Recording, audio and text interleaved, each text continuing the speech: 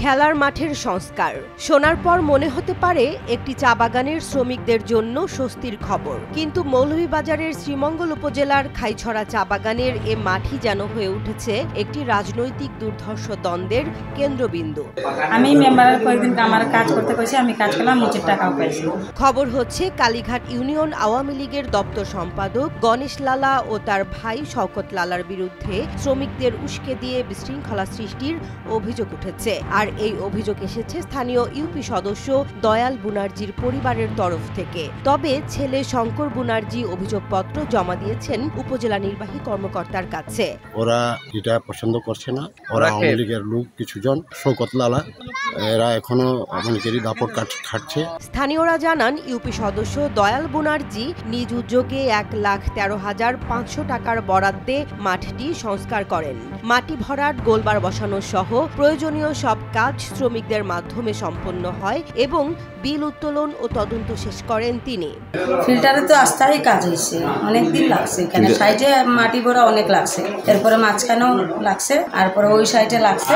আমরা নিজে দেখে বসে মেম্বার সকাল থেকে সন্ধ্যা পর্যন্ত আমাদের সাথে 5টা পর্যন্ত। তবে গণেশ লালার দাবি, মেম্বার দয়াল বুনার্জি দায়িত্ব গ্রহণের পর থেকেই নানা অনিয়ম ও দুর্নীতিতে লিপ্ত। তিনি বলেন, এসবের বিরুদ্ধে আমরা ব্যবস্থা চাই। যদিও নিজের রাজনৈতিক পদ নিয়ে তিনি প্রকাশ্যে কিছু বলতে চাননি।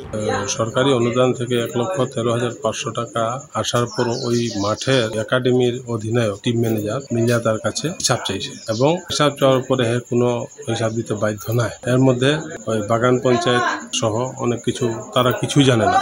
সে একলা তার নিজের ইচ্ছায় কাজ করছে। এদিকে চা বাগানের সাধারণ শ্রমিকরা এই দ্বন্দ্বে বিভ্রান্ত।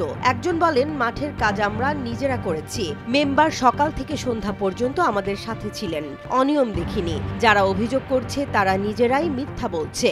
অভিযোগ, কারণ আমি যতদিন কাজ করছি আমি উচিত টাকাই পাইছি, কারণ আমি মেম্বারের সামনে আসিল সকাল 8টা থেকে 5টা পর্যন্ত।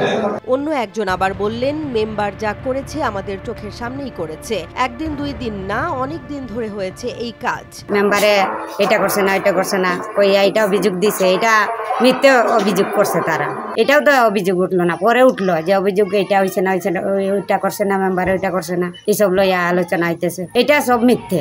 উপজেলা নির্বাহী কর্মকর্তা মোহাম্মদ ইসলাম উদ্দিন জানান, একটি লিখিত অভিযোগ এসেছে। ইসল্যান্ডকে তদন্তের নির্দেশ দেওয়া হয়েছে। তদন্ত শেষ না হওয়া পর্যন্ত আইনগত ব্যবস্থা নেওয়া সম্ভব নয়। বাক্কা লম্বা বড় একটা অভিযোগ পাইছি। আমি স্পেসিফিক বিষয়বস্তুটা না মিলাই ধরতাম পারছি না।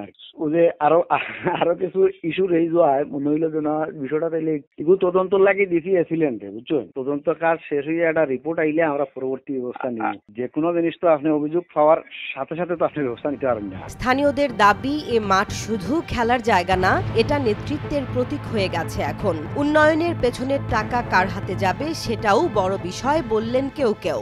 আমি উপজেলা থেকে 30,000 টাকা মাঠের বরাদ্দ এনেছিলাম। আমি টাকার অনুযায়ী মাঠ ভরাট করেছি, খুঁটি গেড়েছি। খেলাধুলার মাঠ যেখানে হওয়া উচিত ছিল শান্তি ও আনন্দের উৎস, সেখানে এখন উত্তেজনা, বিভক্তি আর ক্ষমতার খেলা। খাইছড়া চা বাগানের এই ঘটনা স্থানীয় রাজনীতির এক মারাত্মক বাস্তবতা তুলে ধরছে, যেখানে উন্নয়ন নয়, মুখ্য হয়ে দাঁড়িয়েছে কে বেশি ক্ষমতাধর তার প্রমাণ।